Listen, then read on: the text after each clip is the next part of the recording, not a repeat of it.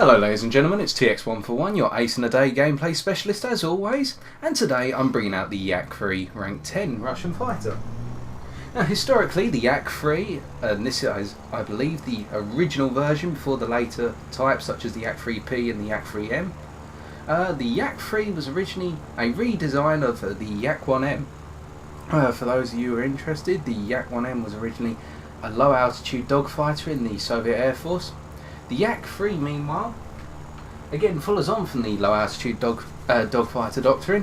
However, this version, by comparison with the Yak-1, was a lot lighter and more agile. Additionally, it had an uprated power plant, especially the later versions, and it was notorious for having a very good dogfight capability down at altitudes below 5,000 meters. In fact, the dogfighting capabilities were so good of this plane that most German pilots were told not to engage a Yak-3 below an altitude of 5,000 meters. In War Thunder it handles quite similarly, and in this arcade gameplay on Stalingrad Winter, the Airfield Domination map of course, I hope to show you such. Now the one thing to note is that this plane is not in fully upgraded condition as you watch this video. It's only got the up to and including the rank 2 upgrades. The reason being, I only bought this plane 3 weeks ago and I haven't really played with it much. I've been holding back just because I've been a bit sketchy about flying the Yak-3, because compared to a lot of the planes at its rank, such as the Focke-Wulf 190A5 Spitfire Mark 9, it pales in comparison. It's a big jack of all trades plane. It's down low. At higher altitudes, forget it. You'll probably be outmaneuvered by a lot of the enemy fighters. Well, that's my opinion anyway. So the setup is, I've got the stock ammunition on the 20mm cannon, the twin 12.7mm machine guns. They've got air target ammunition. I have a fuel load of 30 minutes as always, and a gun convergence of 500 meters. Now my initial plan was just to head over towards the enemy ground forces, because I noticed that the majority of the enemy fighters were just staying down low and trying to attack our bombers. And as you're about to see, I decided to use the speed of this plane to dive down and cut my way through the enemy fighter ranks. So I look at this LA-5 thinking, can I attack him or her? And they've actually managed to turn away because they've noticed me. So I go for this other LA-5 as you're about to see. Now we managed to kill the pilot and we go on to this Yak-9T. And set the Yak-9T on fire and move to this Messerschmitt 109 ML3.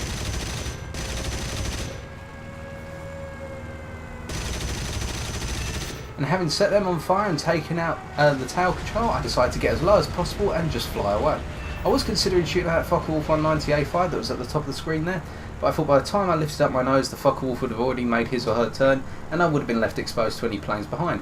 But as you can see, in that entire dive we managed to score 3 kills, we didn't take a single hit, and we used the acceleration and the speed of this plane in order to get in and get out quite effectively. Now my usual play style for this plane is to keep it at an altitude between 500 to 2,500 meters, because that's where its engine seems to work most effectively, and to try and keep the speed always above 300 kilometers an hour. Why is that, you may ask? Well, the one problem I've noticed with this plane is if you let your speed drop below 300 kilometers an hour, the plane seems to really struggle. However, nonetheless, it's quite an effective plane, especially once you get used to it. When I say the plane struggles at low speed, what I mean is the turn rate becomes akin to that of a Messerschmitt 109. However, it might just be because I haven't got the plane fully upgraded. Now I'm thinking to myself at this point, well, I haven't got enough altitude and it seems that there's quite a number of enemy fighters that are at similar altitudes to myself, so I decided to head over towards our spawn point just to build up speed, build up a bit of altitude, and also go back into the fight with some fellow fighters. Now, another thing to note on this plane is the low ammunition. The low amount of ammunition you get.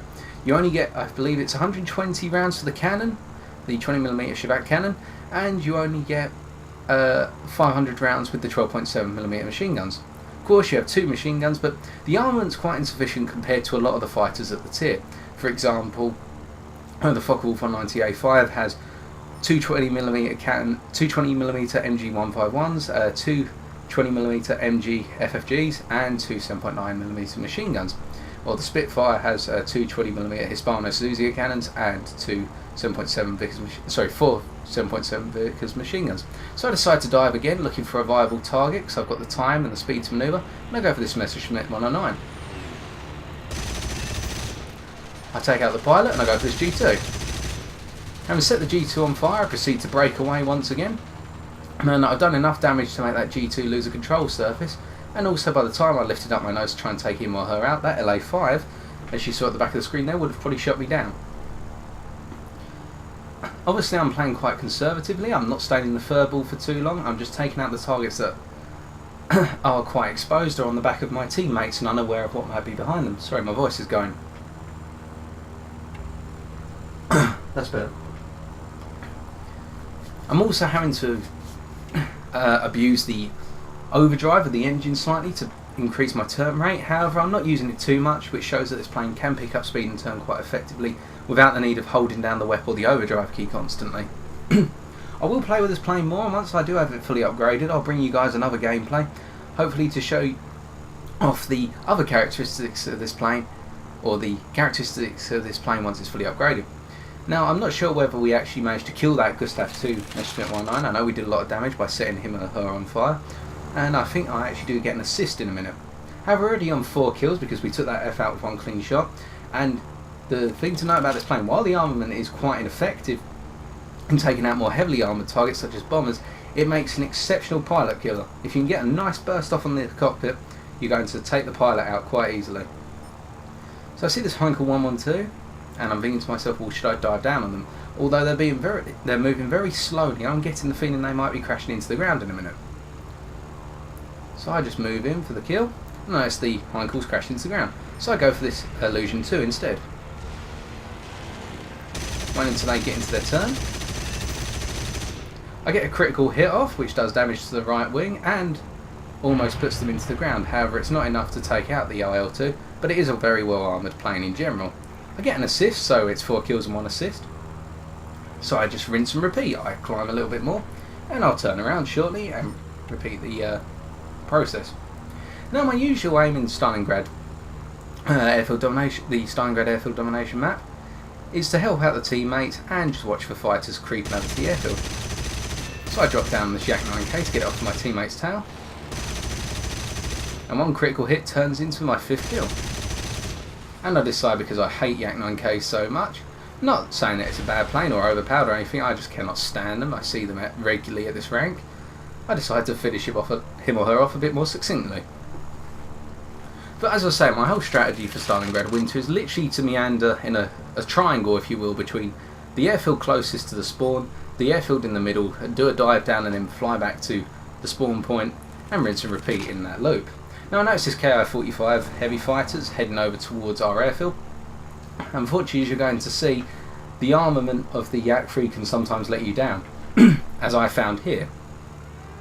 Of course, take everything I say with a pinch of salt, folks, because what works for me not work for you, and vice versa. So I opened fire, but the Ki-45 knew what he or she was doing and went in at full speed and captured the airfield. I managed to get a hit off, but I didn't manage to hit the cockpit and take the pilot out. And my voice seems to keep going, unfortunately. So I decided to chase after the Ki-45, thinking, well, I might be able to catch them as they're running back to the airfield. But Ki-45s are fast, and I'm having to use all my engine power to keep up.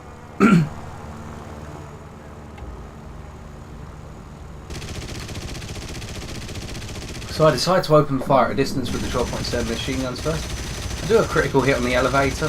However, I'm heading more into the furball now, and a lot of enemy fighters are coming over, so I've run out of time. So while we managed to get a little bit of damage off that Ki-45, we didn't actually manage to secure the kill, unfortunately. So I decided to head back to B now and see if I can capture it, although you'll see in a minute my ignorance at looking at the fighters around me really cost me some time.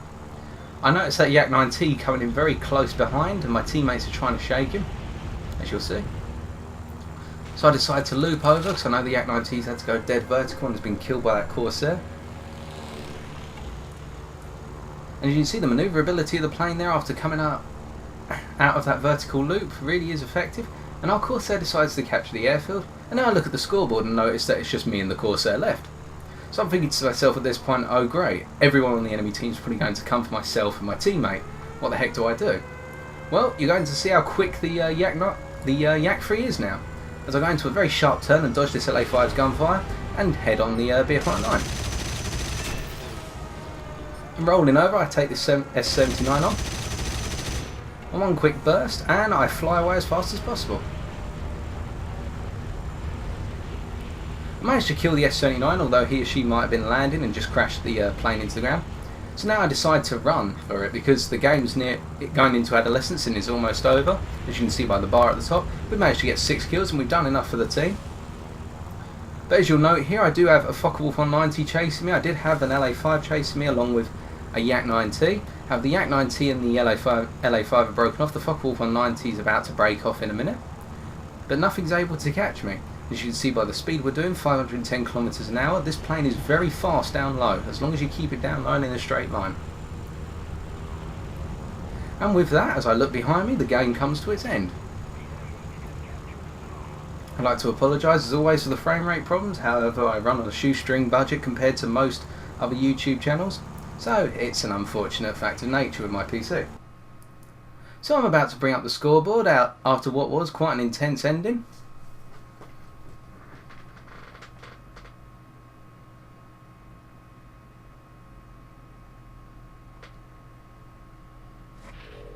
Okay, so looking at the scoreboard, firstly our own personal score, we managed to get 12,000 silver lions and just over 11,000 XP, which is quite sufficient for the plane and for that game in general.